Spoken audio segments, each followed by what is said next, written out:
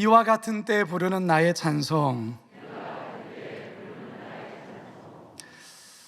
요즘 대부분의 화장실은 그 집안에 이렇게 있지요. 그런데 제가 어렸을 때만 해도 화장실은 집에서 가장 먼 곳에 있었습니다. 그리고 화장실이라고 하지 않고 뭐라 불렀습니까? 뭐 뒷간, 좀 변소 뭐 이렇게 불렀거든요. 5와트짜리 되게 작고 거의 뭐 희미한 그런 백열전구 하나를 켜놓고서 뭐 지금처럼 질 좋은 화장지가 어디 있습니까?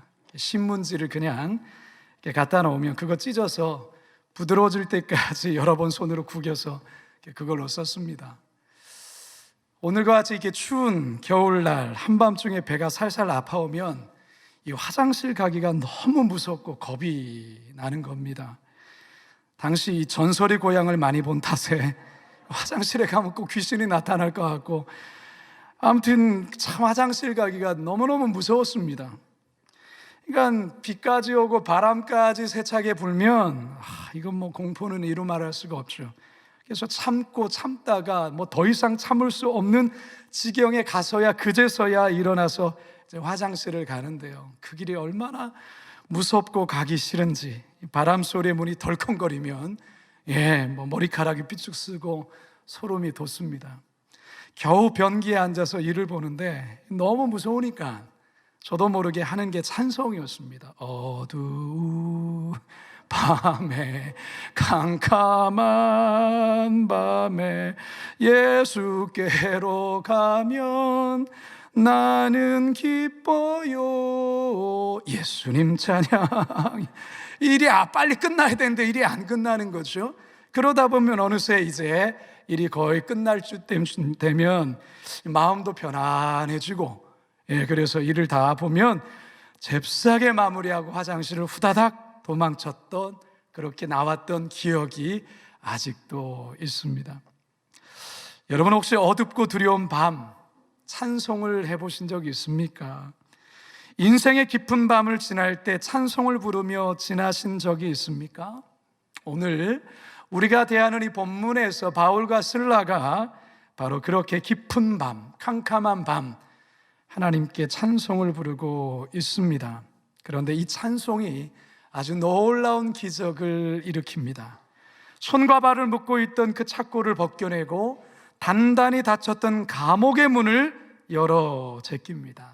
아니 어떻게 이런 일이 벌어지게 되었을까? 우리 다시 본문으로 들어가서 그 내용을 살펴보고 오늘 저와 여러분을 향하신 하나님의 살아계신 음성 듣게 되기를 주님의 이름으로 축원합니다. 첫 번째 따라하시겠습니다. 억울한 일 앞에서 부르는 찬송. 억울한 일 앞에서 부르는 찬송. 빌립보에서 자주색 옷감 장사를 하는 루디아를 이 바울이 만난 것은 대단한 축복이었습니다. 이 루디아로 인해서 바울 일행은 참 큰 위로와 격려를 받습니다. 더욱이 이 루디아가 제공해준 이 집을 베이스 캠프 삼아서 본격적인 유럽 선교를 시작하게 되죠. 자, 그런데 뜻하지 않은 또 복병을 만나게 됩니다. 귀신에게 사로잡혀 점을 치는 여종을 이 바울이 만나게 되는데요, 이 여종이 바울의 일행을 졸졸졸 따라다니면서 소리를 지르며 너무나도 큰 부담을 주는 겁니다. 뭐 하루 이틀로 끝나지 않고 계속해서 여러 날을 따라다니자 바울이 예수 그리스도의 이름으로 귀신을 쫓아내버립니다. 그런데 이게 아주 큰 문제가 됩니다.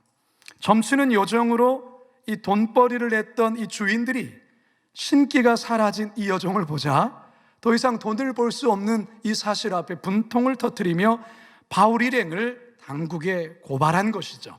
19절에서 21절 시작.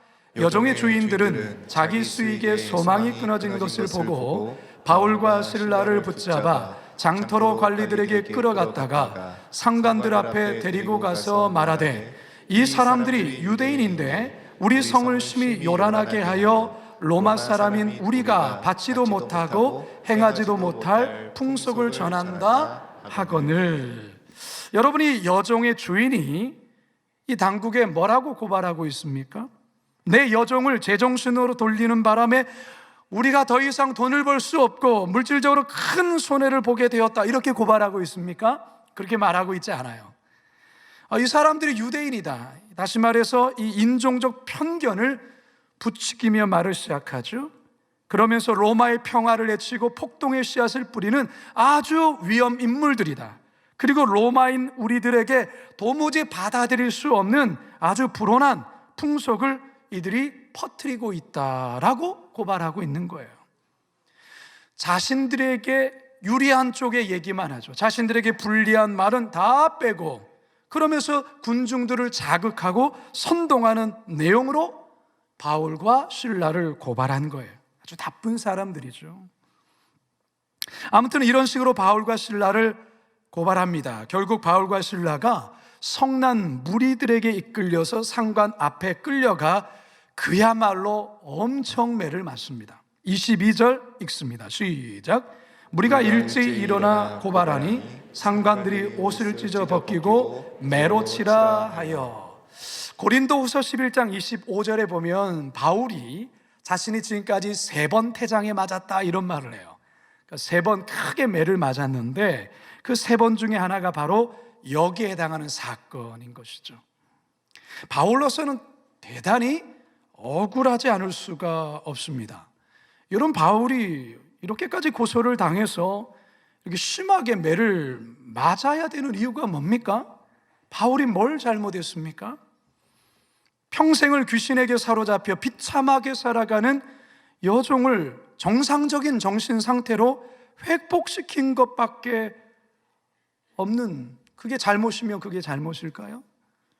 사실 이 여종이 얼마나 불쌍한 사람입니까? 이 여종은 한 번도 인격적인 대우를 받지 못했어요. 그는 주인들에게 그저 돈벌이용 인생이었어요. 이용만 당한 거예요, 평생을. 더욱이 악한 영에게 사로잡혀서 정신적으로, 정서적으로, 감정적인 모든 영역까지 처참히 짓밟힌 아주 불쌍한 영혼이 아니겠습니까? 바울은 그런 불쌍한 영혼을 구원해 준 것뿐이에요. 마치 예수님께서 군대의 귀신에 사로잡혀서 아주 비참하게 무덤 사이에서 아주 비참하게 살아갔던 거라사 광인을 구원해 준 것처럼 바울이 사실 그랬다라는 것이죠. 그런데 그 결과가 무엇입니까? 고발을 당하고 심지어 심하게 매질까지 당한 것입니다. 만약에 여러분들이 바울의 상황이라면 여러분은 어떠하겠습니까? 속상하지 않겠습니까? 막 분통이 터지지 않겠습니까?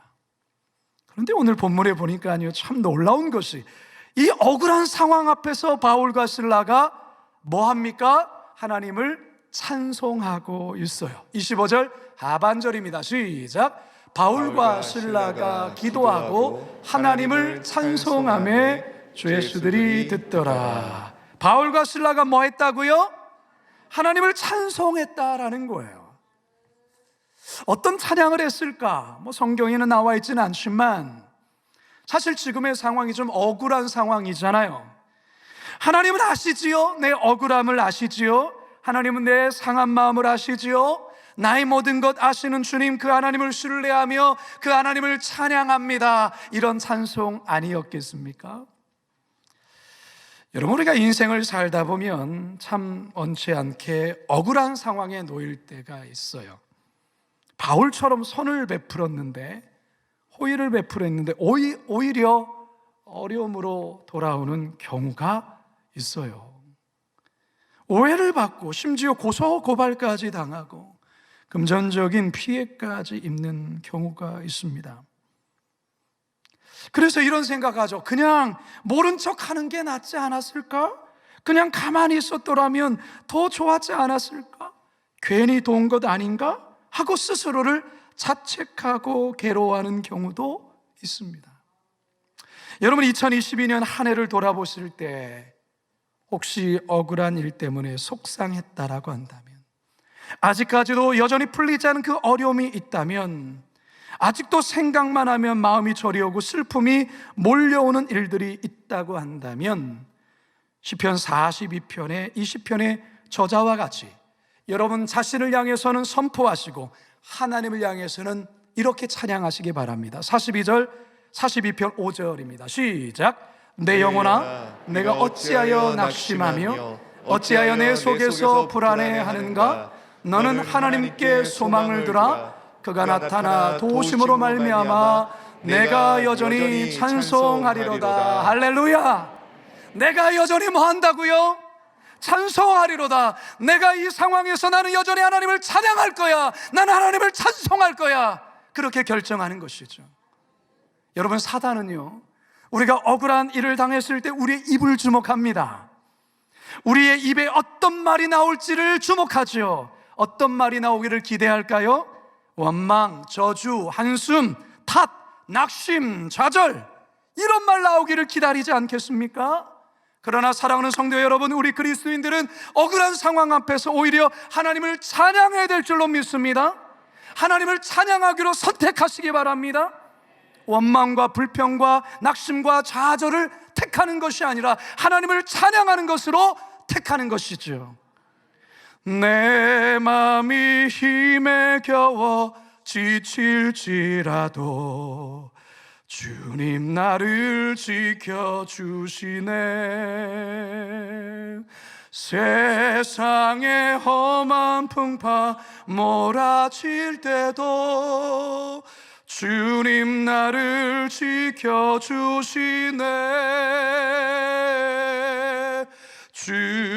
주님은 나의 산성,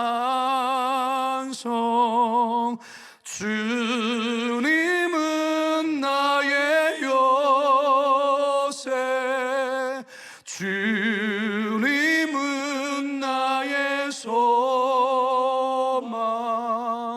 나의 힘이 되신 여호와. 이 찬양으로 믿음으로 선포하시기 바랍니다. 바라기는 바울과 실라와 같이 어떠한 억울한 상황 앞에서도 사단이 기대하는, 사단이 원하는 그 언어가 아니라 주님을 신뢰하심으로 주님을 찬양하는, 그래서 찬양의 놀라운 기적을 경험하시는 우리 모든 성도들이 되시길 주님의 이름으로 축원합니다. 두 번째 따라 하시겠습니다. 깊은 감옥에서 부르는 찬송. 깊은 감옥에서 부르는 찬송. 억울하게 고발을 당했습니다. 여러분, 고발 당해 보신 적 있습니까? 억울하게. 나 그런 잘못한 적 없는데 고발당하는, 얼마나 속상하고 속이 뒤집힌지 모릅니다. 억울하게 매질을 당해 보신 적이 있습니까? 억울하게 고발당하고 심한 매질까지 당한 바울과 실라가 이것으로 끝나지 않고 손은 쇠사슬에 발은 착고에 채워진 채로 깊은 감옥에 갇히게 됩니다. 23절과 24절입니다. 시작. 많이 친 후에 옥에 가두고 간수에게 명하여 든든히 지키라 하니 그가 이러한 명령을 받아 그들을 깊은 옥에 가두고 그 발을 착고에 든든히 채웠더니. 제가 예전에 성지순례로 이거 빌립보에 갔었습니다. 가서 가이드분이 바울과 실라가 갇혔던 감옥이라 하면서 우리를 그곳으로 안내를 해 주셨어요. 바로 이곳입니다. 아직도 이렇게 성지순례의 한 코스로 저렇게 있는데요. 바로 저곳에 바울과 실라가 갇혔습니다. 정신없이 매를 맞고 깊은 감옥에 갇혔을 뿐만 아니라 손은 쇠사슬에, 그리고 발은 착고에 채워지죠. 저 착고, 여러분, 착고가 뭡니까? 두 개의 나무 토막에 구멍을 뚫어서 죄수의 발목에 끼워서 도망가지 못하도록 수갑처럼 발을 채우는, 그러면서도 심한 고통을 유발케 하는 고문 도구였습니다. 여러분, 상상해 보십시오. 온몸은 두들겨 맞아서 얼마나 몸이 만신창이가 되고 아프겠습니까? 그런 가운데 손은 쇠사슬로 채워져 있고 발은 착고에 채워진 채로 그렇게 깊은 감옥에 갇혀 있으면 얼마나 그 고통이 컸겠냐라는 것이죠. 그야말로 옴짝달싹할 수 없는 그러한 깊은 감옥에 갇혀 있습니다. 이 불편하고 이 고통의 시간, 이 고통의 순간에 바울과 실라는 뭘 했다고요? 하나님을 찬송했다라는 것이죠. 25절 하반절 다시 읽겠습니다. 시작. 바울과 실라가 기도하고 하나님을 찬송하며 죄수들이 듣더라. 그렇다면 어떻게 이들은 이런 상황에서도 하나님을 찬송하게 되었을까? 손과 발이 묶여있고 온몸이 두들겨 맞고 그야말로 신음하고 원망하고 불평해도 이거 사실은 그래도 충분한데 그게 아니라 하나님을 찬양한단 말이죠. 그 이유가 무엇일까? 이들은 바로 전능하신 하나님이 분명히 나를 이 상황에서 나를 건져주시고 나를 구해주실 것에 대한 분명한 신뢰와 믿음이 있었다라는 것입니다. 자신들이 왜 이곳에 갇혔는지 억울하게 갇혔지만 하나님의 분명한 뜻이 있을 거야. 그 뜻을 우리는 다음 주에 제가 설교로 말씀을 드릴 겁니다. 로마서 8장 35절과 37절 함께 읽습니다. 시작. 누가 우리를 그리스도의 사랑에서 끊으리요? 환난이나 곤고나 박해나 기근이나 적신이나 위험이나 칼이라. 그러나 이 모든 일에 우리를 사랑하시는 이로 말미암아 우리가 넉넉히 이기느니라. 근근히 이깁니까? 넉넉히 이기느니라. 이 곤고라는 단어가 쓰여 있죠. 환난이나 곤고, 이 곤고라는 헬라어 단어가 스테노코리아라는 단어인데요, 이 스테노스라는 이 좁은이라는 의미의 단어와 그리고 코리아, 장소라는 의미가 합쳐진 합성어예요. 좁은 공간, 다시 말해서 외적으로나 내적으로 좁은 공간에 갇혀서 행동에 제한되어 괴로운 상태를 말할 때에 쓰는 단어 스테노코리아입니다. 지금 바울과 실라가 그런 상태에 놓여 있습니다. 자, 그런데 바울은 이러한 스테노코리아, 곤고한 상황 속에서도 그는 넉넉히 이길 수 있다, 넉넉히 이긴다고 말하죠. 무엇으로 말미암아? 우리를 사랑하시는 이로 말미암아 넉넉히 이긴다. 그래서 이들은 하나님을 찬양하는 것입니다. 할렐루야. 뿐만 아니라 바울은 예수님께서 산상순을 통해서 하셨던 이 말씀을 기억했을 겁니다. 마태복음 5장 11절과 12절에 보면 나로 말미암아 너희를 욕하고 박해하고 거짓으로 너희를 거스려 모든 악한 말을 할 때에 너희에게 복이 있나니 기뻐하고 즐거워하라. 하늘에서 너희의 상이 큼이라. 너희 전에 있던 선지자들도 이같이 박해하였느니라. 성도 여러분, 지금 여러분들에게 가장 답답한 것이 무엇입니까? 재정적인 답답함이 있습니까? 건강에 어떤 답답함이 있습니까? 관계에 답답함이 있습니까? 자녀의 어떤 진로와 자녀의 어떤 미래에 대한 답답함이 있습니까? 무엇이 여러분의 손과 발을 묶고 있습니까? 무엇이 여러분을 사방으로 가로막고 있습니까? 무엇이 여러분을 깊은 감옥에 집어 던진 것과 같은 그런 상황을 느끼게 하고 있습니까? 여러분, 하나님을 찬양하십시오. 왜요? 그때가 찬양하기에 가장 좋은 때이기 그렇습니다. 하나님의 사랑을 기억하면서 우리는 찬양하는 것입니다. 하나님께서 지금 나는 이해하기 참 어렵지만 하나님께서는 반드시 하나님께서 선으로 행하실 것들을 기대하고 믿음으로 선포하며 찬양하는 것입니다. 그럴 때 어떤 역사가 일어날 것인가? 26절입니다 26절 시작. 이에 갑자기 큰 지진이 나서 옥토가 움직이고 문이 곧 다 열리며 모든 사람이 메인 것이 다 벗어진지라. 바울과 실라가 이것을 기대하며 찬송한 것이 결코 아니에요. 이런 일이 있을 거라고는 상상하지 못했죠. 그러나 바울과 실라는 하나님을 향한 믿음으로 선포하며 찬양했던 것이죠. 그때 하나님께서 옥토를 움직이시고 문을 다 여시고 모든 사람의 메인 것을 다 벗겨주셨어요. 할렐루야. 지난주에 설교 가운데 말씀드렸던 영적 전쟁의 저자인 딘 션만 목사님이 주술과 미신에 매여있던 파푸아 뉴기니에서 그 땅에서 참으로 강팍한 영혼들, 그리고 뭔가 알 수 없는 답답함에 묶여있는 그 땅의 교회들, 그때 뭐 했습니까? 하나님께서 뭘 지시하셨죠? 찬양하라, 찬양하라. 하나님을 향해 찬양했습니다. 그 땅을 묶고 있던 어둠의 세력들이 물러가고 강팍했던 영혼들의 마음이 녹아지며 놀라운 부흥이 임했습니다. 사랑하는 성도 여러분, 우리들도 혹시 깊은 감옥에서 말로 달 수 없는 답답함 속에 손과 발이 묶여있는 그런 미래가 불투명한 그런 상황 속에 있습니까? 그렇다면 찬양하십시오. 그렇다면 찬송하십시오.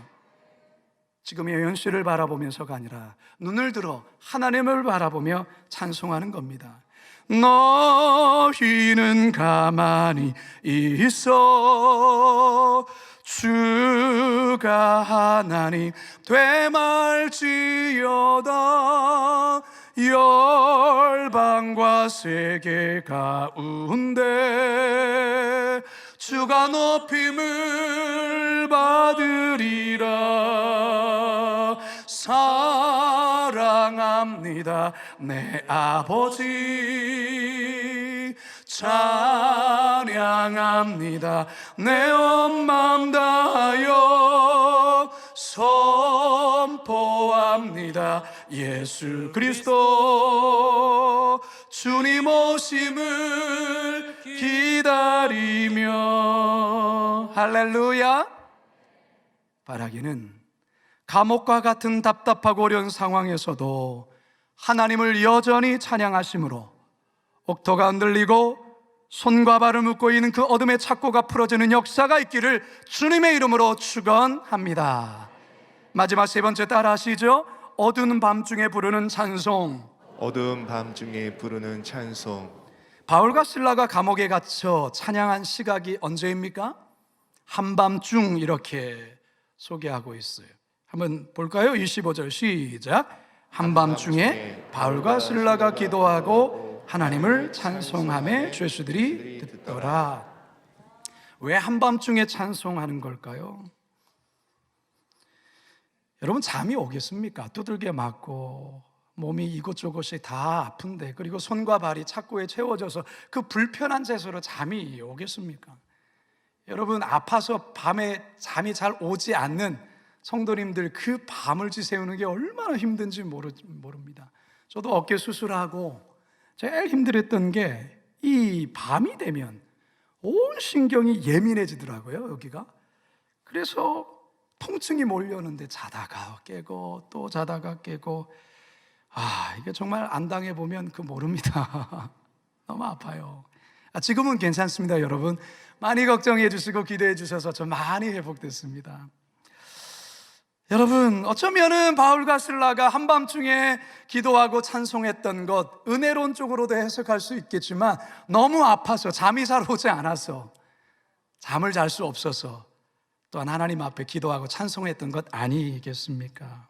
여러분, 혹시 밤에 잠이 오지 않으면 억지로 막 자려 하지 마시고요, 하나님이 기도하라고, 이 밤에 찬송하라고 나를 깨우셨구나, 그렇게 생각하시고 기도하고 찬송하시기 바랍니다. 물론 옆 사람 다 깨우느라고 막 큰 소리로 찬양하면 안 됩니다. 시편 119편 62절입니다 시작. 내가 주의 의로운 규례로 말미암아 밤중에 일어나 주께 감사하리이다. 여러분, 밤은 칠흑같이 어두운 상태 아니겠습니까? 우리의 현실에 전혀 빛이 보이지 않고 캄캄한 밤과 같을 때가 있어요. 한밤중일 때가 있어요. 여러분, 바로 그때 우리는 하나님을 찬양하는 것입니다. 시편 134편 1절과 2절입니다 시작. 보라, 밤에 여호와의 성전에 서 있는 여호와의 모든 종들아, 여호와를 송축하라. 성소를 향하여 너의 손을 들고 여호와를 송축하라. 아멘. 여러분, 다음 주일이 무슨 날이죠? 성탄절입니다. 예수님이 탄생하셨을 그때도 이스라엘 땅은 어둠 자체였어요. 당시 유대 땅은 간교하고 포악하기 짝이 없는 헤롯 대왕이 통치하였죠. 어두운 정치적인 상황과 경제적인 큰 어려움으로 서민들은 삶이 공고하고 처참하기 이를 데가 없었어요. 바로 그와 같은 캄캄한 어두웠던 그 시대에 우리 예수님께서 베들레헴 마구간에 한밤중에 탄생하셨다라는 것이죠. 들판에서 밤새도록 양을 지키고 있던 목자들에게 하늘의 천군 천사들이 나타나 이 기쁜 소식을 전해주었어요. 그리고 어두운 들판에서 천사들은 예수님의 탄생을 기뻐하며 이렇게 찬양했습니다. 노란 글씨만 함께 읽겠습니다 시작. 지극히 높은 곳에서는 하나님께 영광이요, 땅에서는 하나님이 기뻐하시는 사람들 중에 평화로다 하니라. 할렐루야. 높은 곳에서는 하나님께 영광이요, 땅에서는 하나님의 기뻐하시는 사람들 중에 평화로다. 여러분, 우리가 사는 이 땅도 어둡습니다. 정말 그래요. 내년도도 어두울 것 같아요. 내일이 잘 보이지 않아요. 내일이 잘 보이지 않아요. 경제적인 문제나 정치적인 문제나 여러 문제들이 어두워요. 잘 보이지가 않아요. 자, 그렇기 때문에 우리는 하나님을 찬양해야 하는 것입니다. 소망의 하나님을 바라보면서 찬양하는 것입니다. 캄캄한 밤중에 천군 천사들이 아기 예수님의 탄생을 찬송했던 것처럼 우리들도 우리의 상황이 어두우면 어두울수록 하나님의 영광을 찬송하는 것입니다. 하늘의 소망을 찬양하는 것이죠. 그러면 하나님의 때에 옥토가 흔들리고 감옥이 열리고 손과 발을 묶었던 착고가 벗겨지는 기적이 있게 될 줄로 믿습니다. 1940년대 초에 독일의 많은 교회들이 히틀러를 추앙하며 그를 정치적 메시아로 칭송할 때 신학자이자 목회자인 본 헤퍼 목사님은 우리는 오직 예수 그리스도만을 구주로 고백합니다라는 고백 교회를 형성합니다. 결국 본 헤퍼 목사님은 국가 반란죄로 1943년 플로센뷰리크 수용소에 갇히게 됩니다. 그리고 1945년 4월 부활절 아침에 순교하게 되는데요, 1945년 새해를 맞이하며 감옥에서 그는 마지막 시 한 편을 쓰게 됩니다. 그 시의 제목이 주의 선한 능력으로라는, 우리 지난 금요일날 안수 집사님, 권사님들 헌신의 밤에 특송으로 불렀던 노래가 바로 보네퍼 목사님이 감옥에서 쓴 시예요. 그걸 지금 찬송으로 우리가 불려지는데요, 3년에 보면 이러한 글이 쓰여 있어요. 당신께서 우리의 어둠 속으로 가져오신 그 촛불들이 오늘 밝고 따뜻하게 타오르게 해주십시오. 우리가 다시 하나 되게 하여 주옵소서. 우리는 압니다. 당신의 빛이 밤을 비추고 있음을, 선한 능력에 우리는 너무 잘 보호받고 있으며 믿음으로 일어날 일들을 기대하고 있습니다. 하나님께서는 밤이나 아침이나 우리 곁에 계십니다. 또한 매일 새로운 날에 함께 하십니다. 그 선한 힘이 우릴 감싸시니 믿음으로 일어나릴 기대하네. 주 언제나 우리와 함께 계셔. 하루 가사 좀 띄워주셔요. 한 번 더 고백합니다. 그 선한 힘이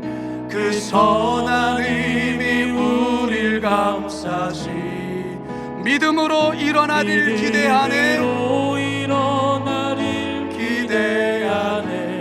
주 언제나 우리 함께 계셔. 언제나 우리와 함께 계셔. 하루 또 하루가 늘 새로워. 하루 또 하루. 한 번 더 그 선한 힘이 우리를 감싸시네. 할렐루야.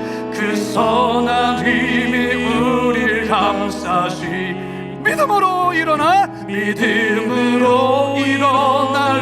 기대하네. 주 언제나 우리와 함께, 주 언제나 우리와 함께 계셔. 하루 또 하루가 늘 새로, 하루 또 하루가 늘 새로. 인생의 밤을 지나고 있습니까? 삶이 너무나도 어둡습니까? 앞이 보이지 않습니까? 그렇다면 하나님을 바라보며 하늘을 바라보며 찬양하시기 바랍니다. 빛 대신 하나님을 찬송하시기 바랍니다. 내 앞길 어두워 잘 보이지 않지만 빛 대신 주님께서 내 앞길을 비춰주시고 신실하게 인도하실 것을 믿으며 그 길 걸어가시기 바랍니다. 이제 저는 말씀을 마치려 합니다. 성도 여러분, 우리는 언제 찬양할까요? 우리는 언제 찬양하기를 좋아할까요? 기쁜 일, 좋은 일, 그런 일이 있을 때 찬양합니다. 예, 찬양하셔야죠. 그러나 우리는 언제 더욱더 찬양해야 될까요? 우리 그리스도인들, 억울한 일 당할 때 찬양해야 됩니다. 나의 억울함을 하시는 하나님께, 주님을 향하여 찬양하는 것입니다. 손발이 묶여있고 감옥과 같은 답답한 상황에서 이 상황을 역전케 하시는 전능하신 하나님을 바라보며 찬양하는 것입니다. 어둠이 드리워져서 앞이 보이지 않은 한밤중 같은 현실 속에서 빛 대신 주님을 바라보며 우리는 찬양하는 것입니다. 그때의 찬양은 분명 다른 찬양이에요. 그때 부른 찬양은 우리의 감옥의 문을 활짝 열고 손과 발을 묶고 있는 착고를 끊어내며 어둠을 물러가게 하는 능력의 찬양이 될 것입니다. 그런 찬양의 주인공이 되시기를 주님의 이름으로 축원합니다. 축원합니다. 축원합니다. 우리 함께 말씀을 기억하면서 우리 잘 아는 찬송가이죠. 주 안에 있는 나에게 딴 근심이 있으랴. 함께 찬송합니다. 주 안에 있는 나에게 딴 근심이 있으랴. 십자가 밑에 나가 내 짐을 풀었네. 주님을 찬송하면서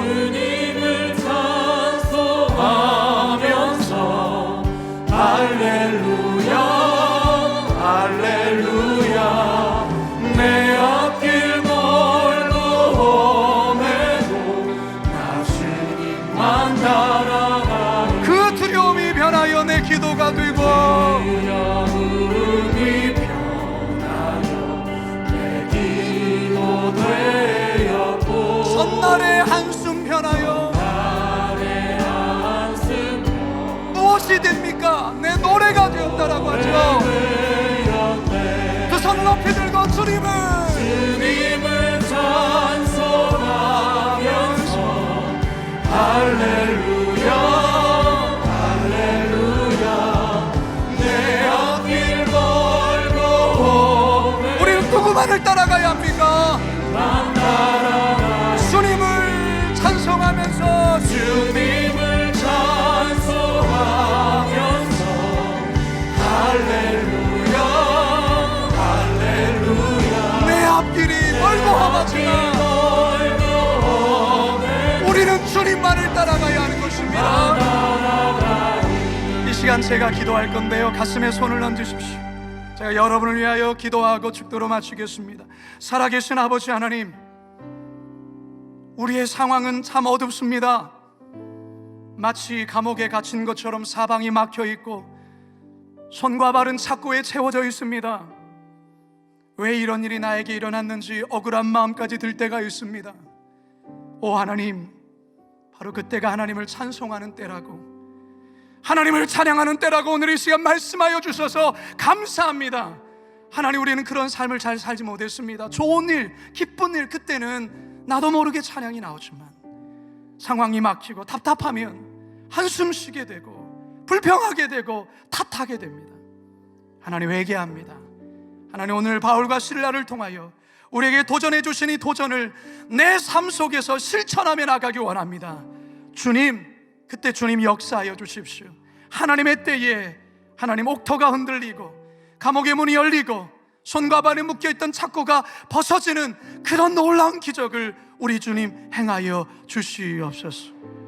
그렇게 역사하실 우리 주님을 기대하고 소망하며 예수님의 이름으로 기도드리옵나이다.